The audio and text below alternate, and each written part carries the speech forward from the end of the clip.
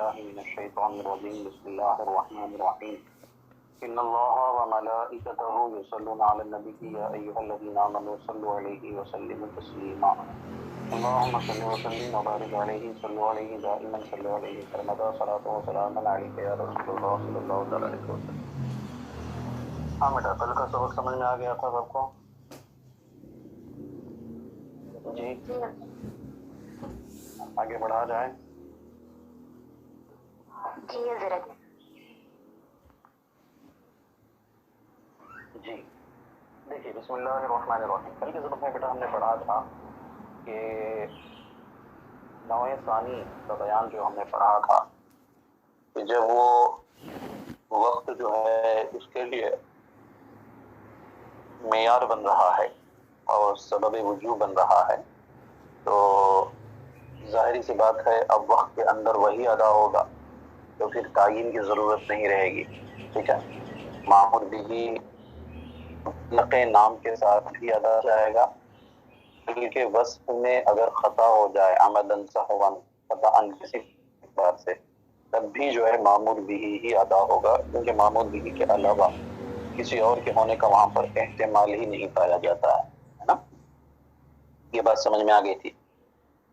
لیکن اس میں دو لوگوں کا استثناء کیا گیا تھا, ایک مریض اور ایک مسافر. ٹھیک ہے.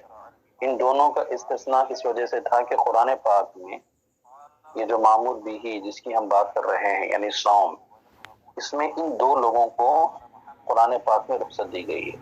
قرآن پاک کی آیت ہے فمن شہد منکم الشہر فلیصم, تم میں کا جو کوئی اس مہینے کو پالے تو وہ چاہیے کہ اس میں روزہ رکھے. یہ عام ہے, ہر کسی کو شامل ہے. پھر آگے فرمایا کہ فمن کان منکم مریضا او علی سفر فعدۃ من ایام اخر, تم میں کا جو کوئی مریض ہو یا جو کوئی مسافر ہو, ٹھیک ہے, تو فعدۃ من ایام اخر اتنے ہی روزے اور دنوں میں رکھے گا. مطلب اگر روزہ نہیں رکھ رہا ہے تو اتنے ہی روزے اور دنوں میں رکھے گا.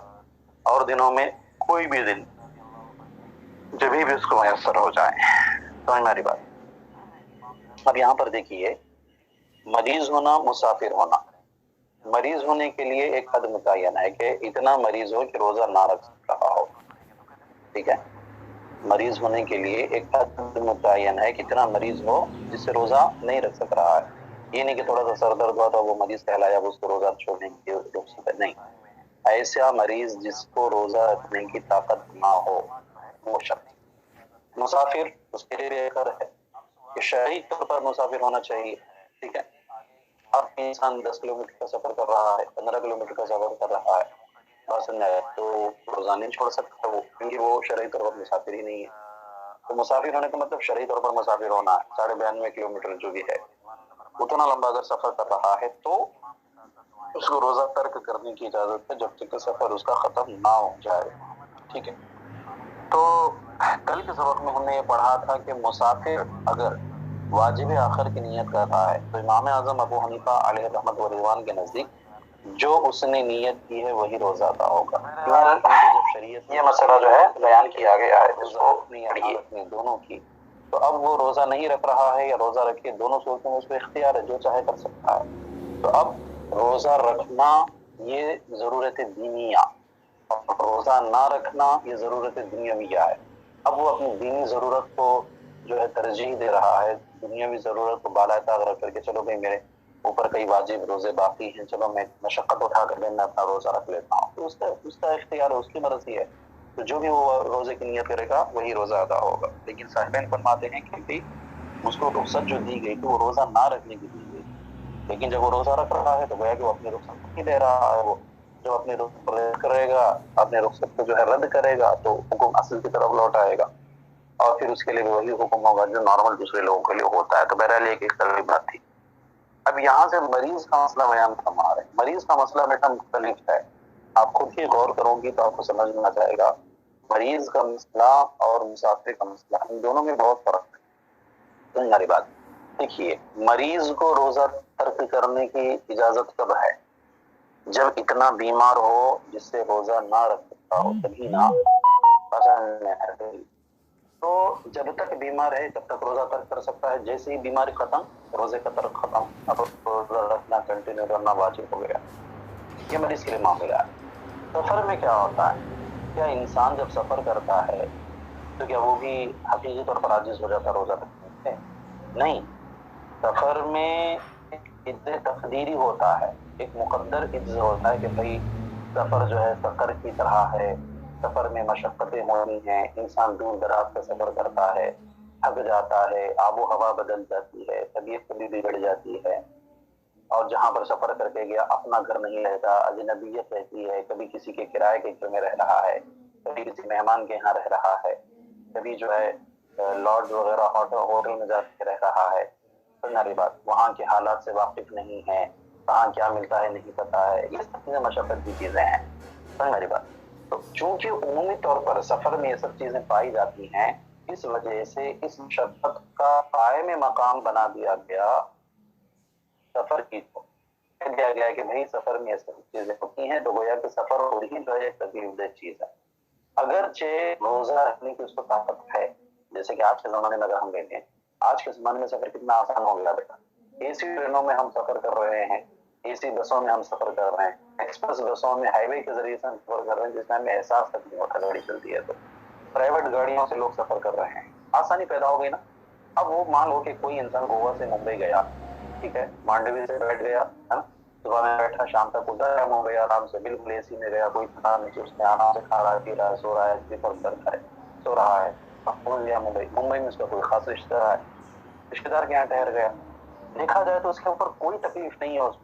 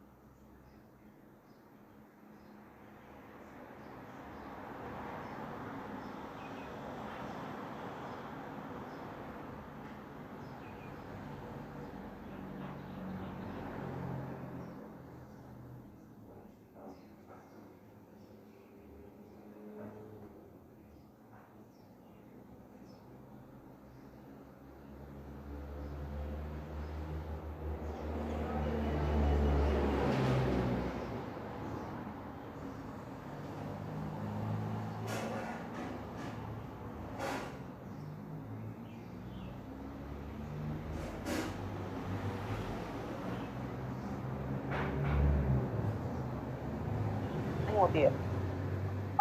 آج کے زمانے میں تو اتنا ایڈوانس زمانہ ہے کہ بس میں آپ جا رہی ہیں، سرکاری بسیں خراب ہو گئی تو دوسری بس میں آپ کو بٹھا کر کے بھیج دیا جائے گا، بس میری دوسری آئے گی تیسری آئے گی، پیچھے سے بسیں آتی ہی رہتی ہیں، سمجھ رہی بات۔ تو کہنے کا مطلب کیا ہے کہ سفر کے اندر جو عجز مانا گیا ہے کہ بھائی روزہ رکھنے سے بندہ عاجز ہوتا ہے، وہ عجز حقیقی نہیں ہوتا، تحقیقی نہیں ہوتا، بلکہ وہ تقدیری ہوتا ہے، سمجھ رہی بات۔ لیکن مریض کے اندر جو عجز مانا گیا ہے، مریض کے اندر جو عاجزی کو کہ بھئی وہ روزہ رکھنے سے عاجز ہے، جو عجز مانا گیا وہ عجز حقیقی ہے، اور وہ عجز حقیقی زوال جو ہے وہ روزہ رکھنے سے ہو جائے۔ جب بندہ روزہ رکھ رہا ہے تو یہ بات صاف طور پہ وہ عاجز ہے ہی نہیں، وہ تو تندرست ہے، روزہ رکھ سکتا ہے، جب روزہ رکھ سکتا ہے تو پھر اس کو کہاں سے رخصت ملے گی؟ رخصت تو ان لوگوں کو ملے گی جو ایسا مریض ہو جو روزہ نہیں رکھ سکتا ہے، لیکن جب وہ روزہ رکھ رہا ہے تو یہ تو بات صاف ہوگی کہ بھائی اس کے اندر طاقت ہے روزہ رکھنے کی، سمجھ میں آ رہی ہے بات؟ ہاں جی۔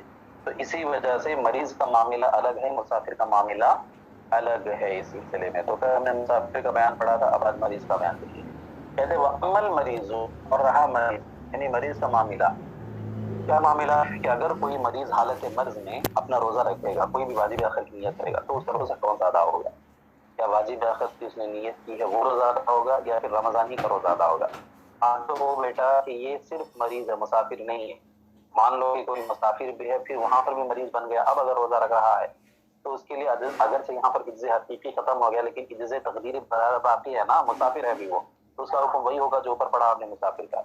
یہ اس کا حکم ہے جو خالص مریض ہے، مسافر نہیں ہے، اپنے گھر پر ہے یا جہاں پر بھی گیا ہے اقامت کر لیا ہے 15 دن سے زائد ٹھہرنے کا، اب جو ہے وہ بیمار ہے تو اس کا معاملہ ہے. تو فرماتے ہیں کہ وَأَمَّا الْمَرِيضُ فَالصَّحِيحُ عِنْدَنَا أَنَّهُ يَقَعُ صَوْمُهُ عَنِ الْفَرْضِ بِكُلِّ حَالٍ. کہتے ہیں رہا مریض تو ہمارے نزدیک صحیح مذہب یہ ہے کہ أَنَّهُ يَقَعُ صَوْمُهُ عَنِ الْفَرْضِ بِكُلِّ حَالٍ، کہ اس کا جو روزہ واقع ہوگا وہ فرض ہی کا روزہ واقع ہوگا بِكُلِّ حَالٍ، ہر حالت. یعنی وہ چاہے واجب آخر کی نیت کرے، چاہے نفل روزے کی نیت کرے، کوئی بھی نیت کرے، اگر مریض روزہ رکھ رہا ہے تو رمضانی کا روزہ ادا ہوگا. کیوں ادا ہوگا اور رمضانی کا روزہ ہوگا؟ کہتے ہیں ان رخصته متعلقۃ بحقیقت الجزی.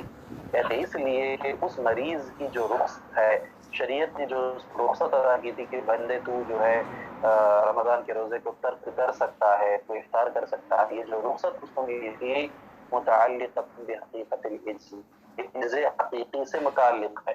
یعنی بندہ گویا کہ حقیقی کے اعتبار سے، بدنی اعتبار سے جو ہے وہ روزہ کی طاقت نہیں رکھ رہا تھا، شریعت نے اس کو رخصت دے دی کہ ٹھیک ہے بھائی تم روزہ نہ رکھو تم افطار کر لو. کہتے فَيَظْهَرُ بِنَفْسِ الصَّوْمِ فَوَاتُ شَرْطِ رُخْصَتِ. تو بس نفس صوم سے مطلب روزہ رکھنے کے ذریعے سے ہی اس رخصت کی شرط کا فوت ہو جانا ظاہر ہو جاتا ہے. کیونکہ جب وہ بندہ روزہ رکھ رہا ہے تو ظاہر ہوگی فوراً، یہ بات واضح ہو گئی کہ بھائی وہ عاجز نہیں ہے، کیونکہ اگر عاجز ہوتا تو روزہ نہ رکھ پاتا. اب روزہ رکھ رہا ہے تو گویا کہ عاجز ہے نہیں. تو کہہ رہے ہیں پس فَيَظْهَرُ بِنَفْسِ الصَّوْمِ فَوَاتُ شَرْطِ الرُّخْصَةِ. کہتے ہیں رخصت کی شرط کا فوت ہو جانا یہ صرف روزہ رکھنے سے ہی ظاہر ہو جاتا ہے. تو جب روزہ رکھنے کے ذریعے سے ہی رخصت کی شرط کا فوت ہو جانا ظاہر ہو جاتا ہے فَيُلْحَقُ بِالصَّحِيحِ، تو اس کو صحیح کے ساتھ لحق کر دیا جائے، اس کا حکم صحیح کے ساتھ آ جائے گا. اور صحیح کے بارے میں آپ لوگ پہلے پڑھ چکے ہیں کہ اس کی انسان یعنی جو تندرست ہو، بیمار نہ ہو، وہ انسان اگر رمضان میں روزہ رکھتا ہے، امساک کرتا ہے، تو وہ رمضان کا روزہ ہی واقع ہوگا، اگرچہ وہ واجب آخر کی نیت کرے یا نفل کی نیت کر لے یا کسی بھی روزے کی نیت کر لے، رمضان کا روزہ ہی ادا ہوگا اس کا. ٹھیک ہے. کہتے ہیں وَأَمَّا الْمُسَافِرُ، اور رہا مسافر کا معاملہ، یعنی اب وہی تھوڑا سا جب خلجان ہوا کہ بھائی مسافر جب روزہ رکھ رہا ہے تو وہ واجب آخر جس کی نیت کر رہا ہے وہی روزہ ادا ہو رہا ہے، اور مریض رکھ رہا ہے تو وہ روزہ ادا نہیں ہو رہا بلکہ رمضان کا ادا ہو رہا ہے. دونوں میں فرق کیا ہے نا؟ تو اس فرق کو بیان فرماتے کہتے ہیں وَأَمَّا الْمُسَافِرُ، اور رہا مسافر فَيَسْتَوْجِبُ الرُّخْصَةَ بِعِجْزٍ مُقَدَّرٍ لِقِيَامِ سَبَبِهِ. کہتے ہیں وہ رخصت کا مستحق ہوتا ہے بِعِجْزٍ مُقَدَّرٍ، ایک عجز مقدر کے ذریعے سے، یعنی عجز تقدیری. حقیقت کے اعتبار سے وہ عاجز نہیں رہتا مسافر روزہ رکھنے سے، بلکہ تقدیری طور پر عاجز ہوتا ہے. کہتے رہا مسافر تو یہ رخصت کا مستحق ہوتا ہے بعجز مقدر، عجز مقدر کے ذریعے سے، پوشیدہ عاجزی کے ذریعے سے. کیوں؟ لقیام سببی، کیونکہ اس عاجز ہونے کا جو سبب ہے وہ قائم ہے. اب وہ سبب کیا ہے؟ کہتے وہ سفر، اور وہ سفر ہے. کیونکہ مسافر اسی کو کہیں گے جو حالت سفر میں ہوگا، جب سفر ہی میں نہیں رہے گا تو اس کو مسافر کہا جائے گا. تو جب تک سفر میں ہے تب تک جو ہے اس جس کا جو سبب ہے سفر، وہ سفر برقرار ہے. تو جب سبب برقرار ہے تو مسبب بھی برقرار رہے گا، یعنی حکم جو ہے وہ بھی برقرار رہے گا. کہتے فَلْيَظْهَرُ بِنَفْسِ الصَّوْمِ فَوَاتُ شَرْطِ الرُّخْصَةِ. تو نفس صوم کے ذریعے سے، محض روزہ رکھنے کے ذریعے سے اس رخصت کی شرط کا اور ہونا ظاہر نہیں ہوگا جیسے مریض کے معاملے میں ظاہر ہو رہا تھا. کیوں؟ کیونکہ مریض کے معاملے میں عجز حقیقی تھا. تو جب عجز حقیقی تھا تو بندہ جب نماز روزہ رکھ لے گا تو عجز حقیقی کا ظاہر ہونا ظاہر ہو رہا تھا. لیکن جب یہاں پر مسافر کے معاملے میں عجز حقیقی نہیں ہے بلکہ عجز تقدیری ہے، اور وہ عجز تقدیری کا تعلق سفر سے ہے، تو جب تک سفر ہے تب تک جو ہے وہ عجز جو ہے ختم نہیں ہوگا. ہاں جب سفر ختم ہو گیا تو پھر عجز بھی ختم ہو جائے گی. اسی کو کہہ رہے فَلَا يَظْهَرُ بِنَفْسِ الصَّوْمِ فَوَاتُ شَرْطِ الرُّخْصَةِ. تو بس رخصت کی شرط کا فوت ہو جانا یہ محض روزہ رکھنے کے ذریعے سے ظاہر نہیں ہوگا. تو اب وہ روزہ رکھ رہا ہے تو کہتے ہیں روزے کے ذریعے سے یہ ظاہر نہیں ہوگا. فَيُتَعَدَّى حِينَئِذٍ بِطَرِيقِ تَنْبِيهِ إِلَى حَاجَتِهِ الدِّينِيَّةِ. تو بس بطریق تنبیہ، یہ حکم جو ہے بطریق تنبیہ، بطریق دلالت النص، یہ حکم جو ہے یہ متعدی ہو جائے گا اس وقت اس کی دینی ضرورتوں کی طرف. مطلب کیا ہے؟ اس کو تھوڑا سا मतलब یہ ثابت کرنا. کیا ہوا بیٹا, کوئی کچھ کہہ رہی ہیں جی؟ کوئی بچی کچھ کہہ رہی ہے کیا؟ جی آپا جان,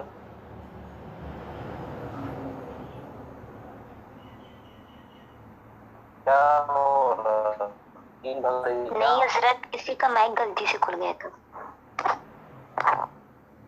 وہی کہہ رہا ہوں, غلطی سے مائک کھل گیا تھا تو مائک کے ذریعے سے بول کر کے کیا نیند بگا رہی تھی کسی کی؟ بتائیے, پڑھاتے پڑھاتے درمیان میں ایسے کر دیتے ہیں آپ لوگ اچانک, خود سے تو کھلے گا نہیں. اللہ خیر فرمائے والی.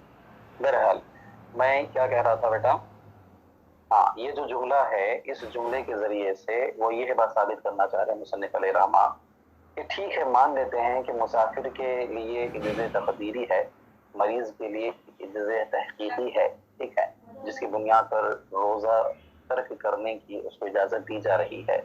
تو روزے کی ترک کی اجازت تو سمجھ میں آتی ہے, ٹھیک ہے, لیکن مسافر جب اسی رمضان میں, اسی مہینے میں, رمضان ہی کے مہینے میں جب واجب آخر کی نیت کر رہا ہے تو واجب آخر کیسے صحیح ہو رہا ہے؟ ہونا تو یہ چاہیے تھا کہ بھائی ٹھیک ہے, تم کو عجز تقدیری مان لیا گیا ہے, تم کو عاجز مان لیا شریعت نے کہ ٹھیک ہے تم سفر میں ہو, مشقت میں ہوگی, پریشانی میں ہوگی, اس لیے تم کو رخصت دے دی گئی ہے. لیکن جب وہ بندہ رخصت کو نہیں لے رہا ہے اور روزہ رکھ رہا ہے, تب تو پھر حکم اصلی کی طرف لوٹ کر کے آنا چاہیے تھا, رمضان کا روزہ ادا ہونا چاہیے تھا, جیسے صحیح کا معاملہ ہوتا ہے, صحیح اور تندرست شخص کا معاملہ ہوتا ہے. لیکن آپ اس کو واجب آخر کے لیے کیسے ثابت کر رہے ہیں, واجب آخر کی اس کو اجازت کیسے دے رہے ہیں؟ تو اس بات کو جو ہے اس چھوٹی سے جملے کے ذریعے سے ثابت کر رہے ہیں. دیکھیے, ثابت بین طور کر رہے ہیں کہ شریعت نے اس کو رخصت دی ہے کہ تم جو ہے روزہ نہ رکھو. روزہ نہ رکھنے کا مطلب کیا ہے؟ کھاؤ اور پیو, اکل و شرب کی تم کو اجازت دی گئی ہے, کھانے اور پینے کی اجازت دی گئی ہے نا, یہی معاملہ ہے نا. اس کا مطلب کیا ہے کہ تم روزہ نہ رکھو, تم کو شریعت نے رخصت دی ہے, افطار کی رخصت دی ہے. تو افطار کا مطلب کیا ہوتا ہے؟ کھانا پینا. تو جب شریعت نے اس کو کھانے پینے کی رخصت دی ہے تو کھانا پینا جو ہے یہ اس کی دنیاوی ضرورت ہے یا دینی ضرورت؟ دنیاوی ضرورت ہے نا. کھانا پینا ہماری کیا ہے؟ دنیاوی ضرورت ہے, دینی ضرورت تو ہے نہیں, دنیاوی ضرورت ہے. اب دنیاوی ضرورت کھانا پینا ہے تو یہ بتاؤ کہ دنیاوی ضرورت اہم ہے یا دینی ضرورت اہم ہے؟ کہتے ہیں دینی ضرورت اہم ہے نا, دنیاوی ضرورت سے زیادہ اہم کیا ہے؟ دینی ضرورت ہے. اب بندے کی جو فرض روزے باقی ہیں اس کے ذمے, جو فرض روزے کیا ہے باقی ہیں, وہ اس کی دینی ضرورت ہے یا دنیاوی ضرورت؟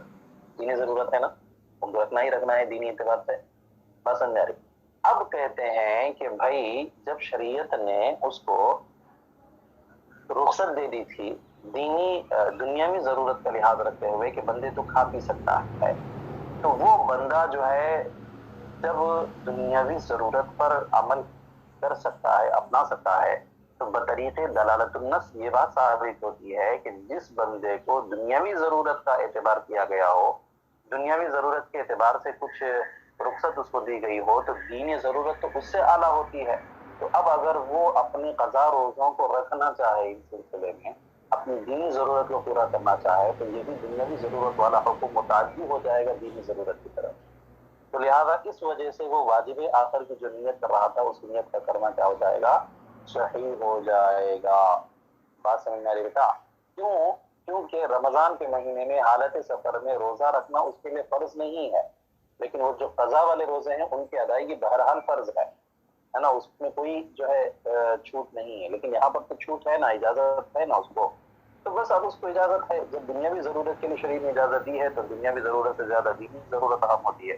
تو بطریق تنبیہ, بطریق دلالت النص جو ہے یہ حکم دینی ضرورت کی طرف بھی جو ہے متعدی ہو جائے گا. اسی کو کہہ رہے ہیں فَيَتَعَدَّى حِينَئِذٍ بِطَرِيقِ التَّنبِيهِ إِلَى حَاجَتِهِ الدِّينِيَّةِ. تو پس بطریق تنبیہ یعنی بطریق دلالت النص جو ہے یہ حکم اس وقت جو ہے اس کی دینی ضرورت کی طرف بھی متعدی ہو جائے گا. تو جب دینی ضرورت کی طرف متعدی ہو گیا تو ایسی صورت میں واجب آخر کی نیت کرنا اس کے لیے صحیح ہو گیا. سمجھ میں آ گئی بیٹا بات؟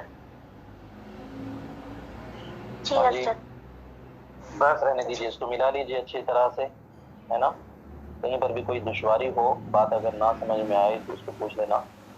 اور جو بچیاں نیند بھگا رہی تھیں مائک اپنا آن کر کے, ہے نا, ہاں وہ بھی ملا لیں. اور اگر نہ سمجھ میں آئے تو کوئی بات نہیں، ہم کو تکلیف دے سکتے ہیں دوبارہ آپ، ہے نا، کوئی حرج نہیں ہے. بس یہ ہے کہ آپ ملا لیجیے ذرا اچھے سے، پڑھ لیجیے، اور کہیں پر بھی کوئی بات نہ سمجھ میں آئے تو اس کو پوچھ لیا کیجیے. ٹھیک ہے بیٹا؟